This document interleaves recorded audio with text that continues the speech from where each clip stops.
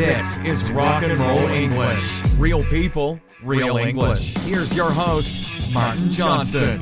Hello everyone and welcome to another episode of Rock and Roll English, episode number 235, baby. Oh yeah.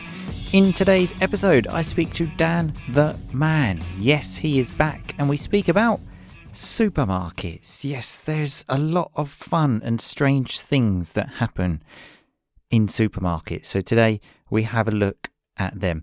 And there's lots of R&R vocab. And remember, today is the day that the R&R English summer school starts. So if you are listening to this podcast in the morning, you still have a chance because lessons start at 1:30 p.m, 6 p.m, and 8 p.m. today. So if you would like me to be your teacher for the summer, hit pause on the podcast and go to rockandrollenglish.com/summer.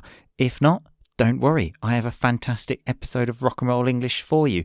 So here is the conversation. One of the important pieces of vocabulary in this conversation is till or checkout. Remember, that's the place where you go and pay the money at the supermarket. You will hear that a few times in the podcast. But yes, anyway, that's enough of me. Here is the conversation. I will speak to you again at the end. Happy listening. Dan the Man, how are you today? I'm good. How are you? Well, I would say always fantastic, except the fact that you arrived 1 minute late, Dan. Well, I gave you ample warning. Nice term there, ample, like enough warning. Just some life advice for you here, Dan, okay? To be early is to be on time. To be on time is to be late. And to be late is fucking unacceptable, okay? I actually completely agree, which is why I moved the time. And I said 5 minutes, but I arrived within 3 minutes. So I think technically I was early. I mean, you moved the time 3 minutes before the agreed time. Okay, so again, I don't think that even qualifies as ample time, but whatever. You've been forgiven. Okay, Thank you. You're welcome. You're welcome. So, Dan, how do we usually start the show? With a review. Do you think we have a review? Yes. I think so, but I'm just not sure if I've already read this one because my memory's not as good as it used to be. Getting on a bit. So a nice term there to say getting old. So it's from Laura Borisova, confident, kind of. And it says, the best podcast for English learners, in my opinion. You can listen to it when you don't feel like studying. Martin and his friends are just having casual, funny conversations, but also he explains some words or phrases as they are speaking and recaps them at the end of the podcast. Thank you, Martin, and keep on rocking. Beautiful. Nice. Solid. Thank you very much for that, Laura. So on to today's show, Dan. Okay, I'm not going to ask you what we're talking about. I know you don't know. And I thought the last podcast we recorded together was quite sort of traumatic for you. Do you remember when we listened to recordings from 2016? Thanks for bringing it up. Yeah.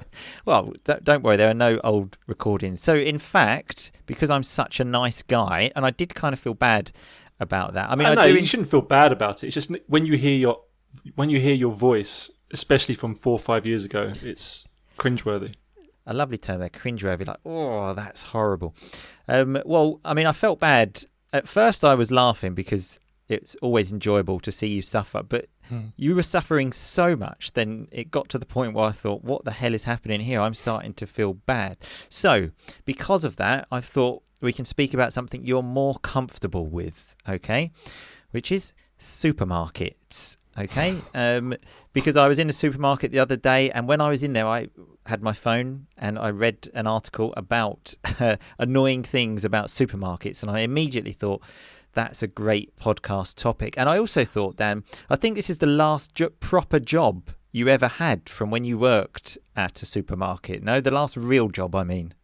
Well, no, I had a job in England in an office for 10 years. But it's funny because I've been recounting a couple of tales from my supermarket days recently.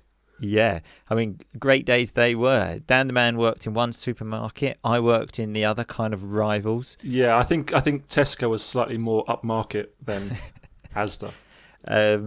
So upmarket, a bit nicer, a bit posher, let's say. And Tesco's and Asda were the names of our supermarkets. I mean, not ours. I didn't actually own the whole supermarket. I worked there for £3.40 an hour when I first started. I remember 5 months after I started, I was called in by the manager, and it was a meeting to say, then they basically said, so where do you see your career with Tesco going? And I said, nowhere. Did you actually say nowhere? I said, nowhere, yeah. And I think she was a little bit upset because, yeah. I mean, that's just typical Dan the Man. Anyone else in that situation would just play the game, like say what they want you to say, but not Dan the Man, okay? He's a rock and roll star in his own right of nowhere. This is a rubbish job. I just need it to get some money so I can go drinking at the weekend. Now fuck off and leave me alone. Exactly. So one of the things of supermarkets, kind of a new thing, I don't think this was around when we were working at supermarkets down, are the self-checkouts. So obviously when you have to go there yourself, you scan the items. What are your thoughts on those, Dan? I love them. See, for me, they're complicated. I always prefer a human, okay? I like that interaction. It's funny because you hate humans, so why would you want to talk to them? Incorrect. I hate dogs, okay? Humans I'm okay with. I mean, again, a lot of humans annoy me, irritate me, but, you know, I like the interaction. And the self-checkout, there's always something that goes wrong, of like you haven't put the bag in the right place. Too complicated. I heard recently that since supermarkets have introduced those self-checkout things, people stealing from stores has gone up something like 70% or something, yet it is still cheaper than employing people to work on the checkout, so that's why they do it. Interesting. I mean, that is a semi-interesting fact. I would give. I'm not going to say it's really interesting, Dan, because it wasn't that interesting, but not bad. Thanks. Not bad. If you've got any more, maybe a bit more interesting fact next time, but Okay. we're going in the right direction. Sure. So something else I thought about supermarkets. This is just in England, because here I don't think I've ever seen these. In the big supermarkets, there's always a clothes department. And my question is, who the hell would buy clothes from a supermarket? But then I kind of thought, looking at Dan the Man, he's the type of person that has to go to a wedding. I need a shirt and tie. Let's go down the supermarket. I once bought jeans at a supermarket and they lasted, I think it was like 2 months, and I thought that's not happening again. Buying jeans at a supermarket, I mean, that's the definition of cool, isn't it? You know, like, where did you get these? Like Gucci, Prada, no, Tesco's. For the big night out on the Friday. As I said, rock and roll. Although, speaking of weddings and clothes, I went to a wedding recently and made an observation. I'm always on the lookout, Dan. And I notice all the kids of today, when I say kids, I mean people aged like 16 to 25, don't wear socks. They wear like shirt, tie, jacket, trousers, shoes, no socks. What's that all about? Well, you don't wear underwear, do you? I mean, there was I think a summer when I was 18, when I was just, just going through my kind of hippie phase of just like, let's just be free. And there was someone on a radio show at that time saying, these kids now don't even wear pants. But I did that for a summer and then I had to stop, because the problem is, I mean, this is quite disgusting, but if you're especially out and you go to the toilet and you don't properly dry things, then your shorts have a kind of little wet stain. And that's extremely embarrassing. Yeah. So I quickly realised that. So how you still think now I'm 36, I have a child, I'm married, I don't wear underwear, Dan. My free spirit days are long gone. Well, I didn't get the memo that you were starting to wear underwear again. You told me you didn't wear underwear, and I just took that as fact until you corrected me. Now I know. Right. Now Okay. I'll stop telling people. Next time I'll keep you informed about Thank you. what I'm wearing, okay? Yeah. Okay, so this one I think is absolutely disgusting. Tell me your thoughts. I remember seeing this a few times when I was working in a supermarket. People that can't wait to eat the food and actually eat it when or whilst walking around the supermarket. And they give you the wrapper. Yeah, and then you have to scan the wrapper. So the wrapper, like the empty crisps or the chocolate, and you have to scan that. And I just think, can you not wait to put that piece of chocolate in your mouth? But I'd imagine you did far worse things working on that checkout. I mean, I was a terrible member of staff, so just to make a change, as I think Dan's told us in that other office job he had for 10 years, he was described as unmanageable. So that's Dan, just the star employee. I remember one day when I was working at the supermarket, because we both worked on the tills, didn't we, the cashier? Yeah, that's the most boring part as well, isn't it? Just all day, boop, boop, boop. Yeah, because I didn't actually mind working at the supermarket. It was more I just didn't want to have to talk to people, and so I hated that part of the job. And then I remember one day the manager of the store said to me, "Dan, can you work the reception area to let the workers in at the back?" I mean, this was the greatest job you could get, because you're basically sitting on a chair doing nothing, just chatting to your friends. And then I was there one day. I must have told you this story, Martin. And I was spinning around. I was bored out of my mind, and I saw 2 buttons under the desk. They're really, really old red buttons. And I pushed the top one and it got stuck. And I thought, oh, okay, I wonder if I push the bottom one, if the top one would come out. Push the bottom one, both got stuck. 10 seconds later, I had a phone call come through, and it was basically the anti-terrorism unit in London asking if the store needed assistance. They had to reset the alarms for the store, and I think it cost them like £2,000 or something. But they couldn't fire me because they never gave me training for the job. Which was about 5 years' wages for you, I would imagine, at least at the time.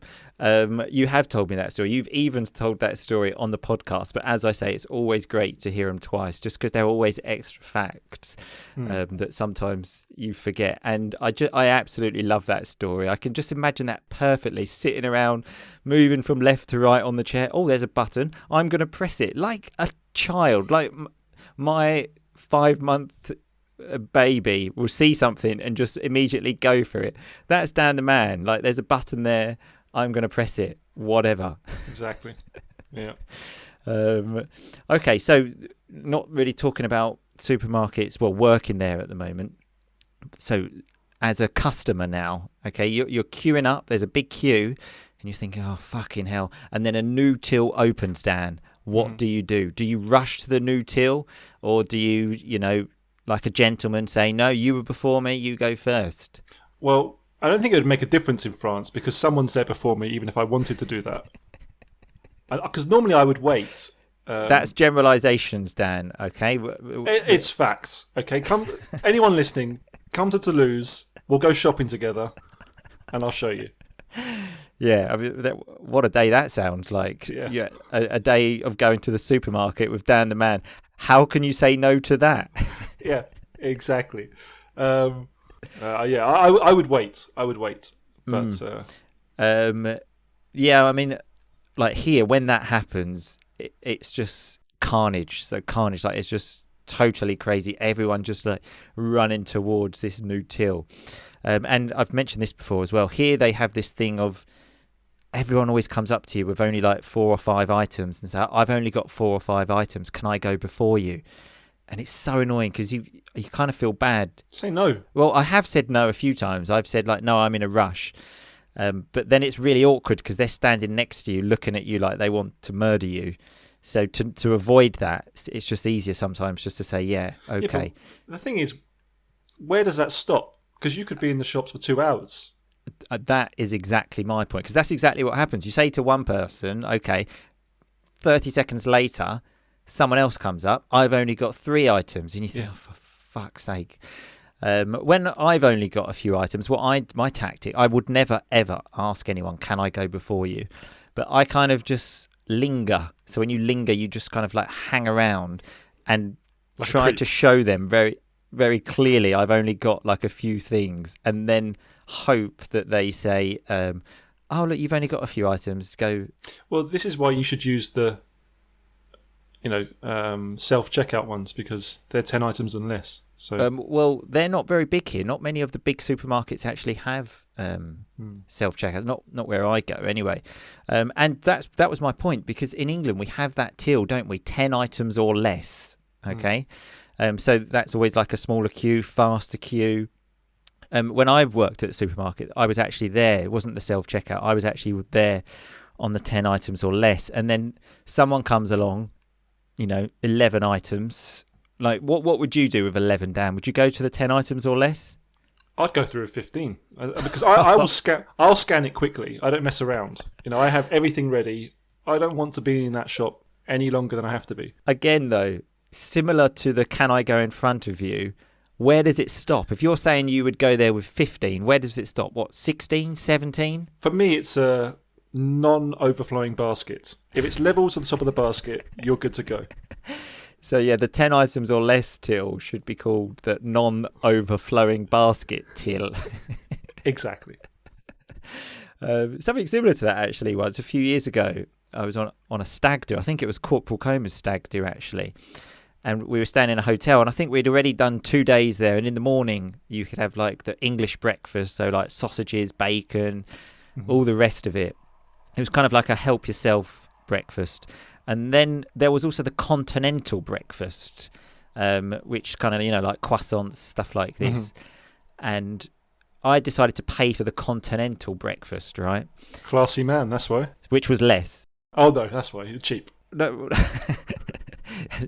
how that changed so quickly from classy to cheap. I mean, yeah, I'm both, I would say. So I went for the continental breakfast. But like I said, it was help yourself. So I'd already paid less. And then I saw a couple of sausages and I was like, well, I've had a sausage like whilst being in continental Europe. So I'm going to put a sausage on there. But again, when I was eating that sausage, I just felt terrible. I thought if someone catches me eating this sausage, I mean, what's going to happen? Did anyone catch you? No, but everyone I was with was trying to make it very obvious, saying, sausage, is that continental? Very loud so the staff could hear. So did you have to tip when you got that? Did you have to tip the staff? Or was there an option to tip the staff? Because when I was in America and I had that at a hotel, they were doing nothing. I mean, literally nothing. I think they just passed me the glass for the orange juice. And there was a thing for tips to be added to it. And obviously I'd never put it. And then at the last day, there was a problem with the receipt. So they ran it through again and added $15 as a tip. I mean, that's America for you, Dan. But you have to pay the wages, unfortunately, of the staff. Yeah. No, that was in England. And tipping for a hotel breakfast. Luckily, which you're serving yourself. Yeah, I mean, in America, you have to tip to breathe air. I think, like it's just crazy. Yeah, I remember I saw in Central Park, someone was sold me a bottle of water. And they said, do you want to tip as well? Sorry, they actually said, do you want to tip me? Yeah. And actually, another time I was with... And wait, let me guess, your response was no, fuck off. Of course.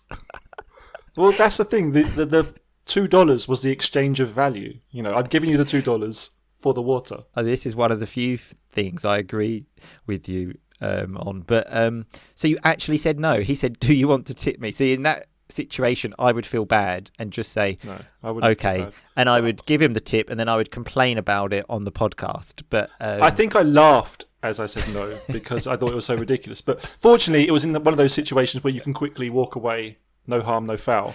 But one time I was with Mrs. Dan the man and a few other people, and we paid, and obviously you have to put whatever it is, the 10%. They've literally done nothing. It was like they've literally done nothing to give me the food. Yeah, someone's just put it there. And Mrs. Dan the man had forgot to check it. They ran after us to tell us she hadn't paid the tip. That's what it is, tipping. Just like a nice thing. Like, it's not necessary if you want to, and then you run after people. But I love the fact there where you said, when I asked you, did you actually say no to that person when he said, do you want to tip me? And you said, like, no, like, I laughed at him. Like, that was the nice thing to do. Like, no, of course I didn't say no. I just laughed in his face and walked off. I didn't laugh in his face. I think it was just like, this is funny. You're not getting a tip. You would have given him a tip. I would have, because I don't like socially awkward situations. So I would have given him a tip, and been really pissed off. And like I said, I would have moaned about it on Rock and Roll English, and that would have been it. That's how I roll. Another one I have here in the supermarket, again, this was a big thing when I worked there, are the coupons. So where people would literally cut out the coupons from like the newspaper or magazine to get like 20p. Yeah, and they'd have about 50 of them, most of them out of date, and then you have to explain to them each time they're out of date why they're not working. Yeah, I mean, that shouldn't be allowed anymore. I mean, who is doing that? Like cutting coupons out of newspapers to get 25p off a bottle of milk? Like it's... Do you remember? I don't know if you had the same thing at Asda, but at Tesco they used to do these computer for schools vouchers where you pay £10, you get a voucher. They give them to the school, and if they collect something like 20,000, they get a free computer. I must have supplied at least 50 computers because I would just give the whole wad out. So a whole wad, there's a lovely term there, like a big load. We use this for like a wad of cash as well. That's you, isn't it, Dan? Saving the world. No, it wasn't that. It's just because I couldn't be bothered to count them. I was trying to like paint you in a good light there, Dan, of like saving the kids. No. In the end, they wouldn't let me give them out. So you cost the company £2,000 when you had like the terrorist squad come from London. You're giving out free computers left, right and centre. I was thinking of the children. That's what I was thinking about. Actually, children is the last point I have here, actually. A very common thing you see in supermarkets, like screaming children, because it's not so fun, I suppose, for kids to go to the supermarket. And the thing I hate is when you see like the mum or the dad giving them a bollocking. So a bollocking, like a real big telling off. And it just makes it awkward for everyone else. Yeah, I didn't see that. Well, maybe I did. I can't remember. Well, that's because your supermarket was more upmarket, though. In the sort of with like the poor people in Asda, where I was, it was a common thing. I always used to say I hate kids, and I still kind of have that attitude now. I just kind of feel a bit bad saying that because obviously you have a child. Yeah, I have a child. So, for example, it was baby R and R's christening the other day, and there was like in the place where we had it at like the restaurant, there was like another christening going on, and they had everything bigger. They had more balloons, like everything was bigger, and then they had this really massive cake, and it turned out the cake was actually fake. It was just plastic. It was all plastic, just so they could take pictures with it. And then when we were eating our actual cake, one of the kids came over and he said, "Can I have some cake?" And again, I wanted to say, "Fuck off and eat your plastic one, you bastard."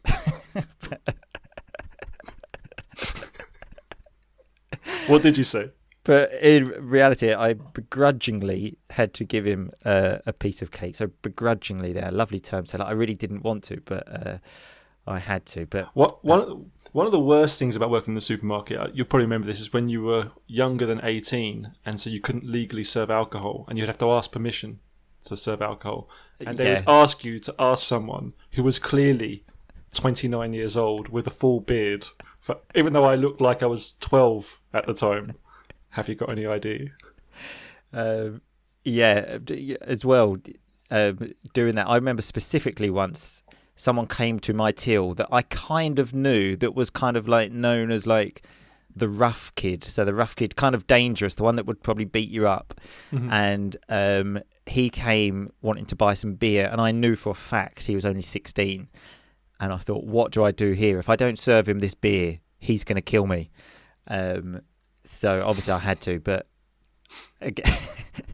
again, felt bad. You had to. Yeah. I had no choice, Dan. Okay, I'm pretty sure he didn't die from drinking the beer. I saw him again beating other people up. In fact, probably it might have been better if never. Not going to say that. Not going to say that. Probably a good time to end the podcast now, Dan. Yeah. A pleasure as always. Yeah. Speak to you later. Speak to you later. Bye bye. Okay, so that was Dan the Man and me speaking about supermarkets. So let's have a look at some of that R&R vocab. Dan the Man said, "I gave you ample warning that I was going to be late." So ample, like enough, a lot, let's say. We had the term cringeworthy as well, when Dan said when you listen to your voice, it's cringeworthy. Notice that word, the adjective is cringeworthy, not it is cringe. I know in Italian people say a lot, oh, that's so cringe. But in reality, cringe is a verb. You say I cringe, but it is cringe-worthy, okay? Then we had Tesco's, Dan the Man's supermarket, we said is more upmarket. So if something is upmarket, well, more upmarket, it's nicer than something else. He also used a nice term when he said, I was called in by the manager. So the manager calls you into his or her office. We had checkout or tills. Remember that? I spoke about that at the beginning. I said to Dan as well, I'm always on the lookout when I noticed people don't wear socks anymore. Quite an easy term, but a lovely term. On the lookout. Okay, I'm always looking out for people. Dan the Man said, I didn't get the memo that you don't wear underwear. So when you don't get the memo, you don't get the message, let's say. We spoke about the wrapper as well. When someone eats chocolate at the supermarket, they give you the wrapper, like the thing the chocolate was in, let's say. He also used a nice term when he told us about calling the bomb squad. He said, I was bored out of my mind. Again, easy to understand, but very R&R. I was bored out of my mind. I mentioned it's carnage here when a new checkout or a new till opens. It's crazy. And I said I linger, okay, when I have only a few items at the supermarket. So when someone or something lingers, they just kind of hang around and don't move. If you do a smelly fart, yes, that's right, sometimes the smell lingers and doesn't go away. Dan said he gave a whole wad of the computer for schools, whatever they're called, vouchers. He gave a whole wad to the customers. So a wad is like a big pile. We use this mainly for a wad of cash. I went into the room and there was a wad of cash on the table, so I put it in my pocket. I also used a nice term when speaking about these computers. I said Dan was giving out computers left, right and centre, like to everyone. Left, right and centre. We like this term a lot. We had the term give someone a bollocking when parents give their children a bollocking at the supermarket. I said I begrudgingly had to give the kids some cake. So when you begrudgingly do it, well, you don't really want to, but you do. And last but not least, we had the rough kid. So a rough kid is the kid that you don't want your kid to talk to because he's a bit rough or she's a bit rough. Not very nice, let's say. So remember, all of this vocabulary is on the website rockandrollenglish.com/episode 235. Remember that R&R English Summer School starts today. I will see you all again very soon, people. But in the meantime, just keep on rocking, baby. Thanks so much for listening to Rock and Roll English. For more great content and to stay up to date, visit rockandrollenglish.com and facebook.com/rockandrollenglish. We'll catch you next time.